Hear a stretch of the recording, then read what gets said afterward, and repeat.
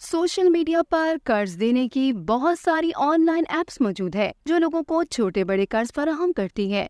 इनमें ज्यादातर कंपनियां 10,000 से 50,000 तक कर्ज फराहम करती है। इन कंपनियों की जानिब से कर्ज देने के इश्तिहार सोशल मीडिया पर चलते हैं, जिसमें 1 से 2 दिन में कर्ज की सहूलत देने की पेशकश की जाती है। ऑनलाइन कर्ज देने वाली ये ऐप्स पाकिस्तान में प्ले स्टोर से सबसे ज्यादा डाउनलोड होने वाली ऐप्स में शामिल है। मैंने बहुत सारे लोगों के पैसे देने हैं सूद के, उन्होंने मेरा जीना हराम किया हुआ है। न मैं आपके काबिल हूँ न बच्चों के। 42 साल के मोहम्मद मसूद ने मुबैना तौर पर खुदकुशी करने से कबल ये आखिरी पैगाम अपनी बीवी के लिए छोड़ा था, जिसके बाद उन्होंने दिल बर्दाश्ता होकर गले में फंदा लगाकर खुदकुशी कर ली। ऐसे सैकड़ों मुतासरीन मौजूद हैं जिनको ऑनलाइन जाती कर्ज की पैसों की वापसी और अदायगी न करने की सूरत में डराने धमकाने का तजुर्बा हुआ। सबसे पहले इसे कंपनी की जानिब से सही मालूमात फराहम नहीं की जाती, जिसमें कर्जे की मालियत और वापसी की तफसीलात शामिल है। छोटा कर्जा हो या बड़ा, कंपनी कुछ ही दिन बाद अदायगी का तकाजा शुरू कर देती है। अगर कोई कर्ज अदा न कर सके तो इसे ज़हनी अजियत दी जाती है। पाकिस्तान में डिजिटल कर्जा देने की ऐप्स के बारे में हुकूमती इदारे securities and exchange commission of Pakistan के मुताबिक